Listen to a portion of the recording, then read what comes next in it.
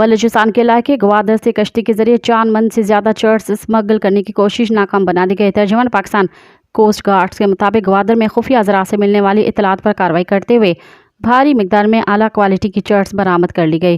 ग्वादर के नशीबी इलाके के रास्ते मंशियात स्मगलिंग के मुसद्दिका इतलात मौसूल होने पर सर्च टीम तश्कील दी गई, जिसने शराबी ट्रक के इलाके में चर्स स्मगल करने की कोशिश नाकाम बनाई। कार्रवाई के दौरान कोस्ट गार्ड्स की सर्च टीम को देखकर स्मगलर रात की तारीखी का फ़ायदा उठाते हुए कश्ती और मंशियात छोड़कर फरार हो गए।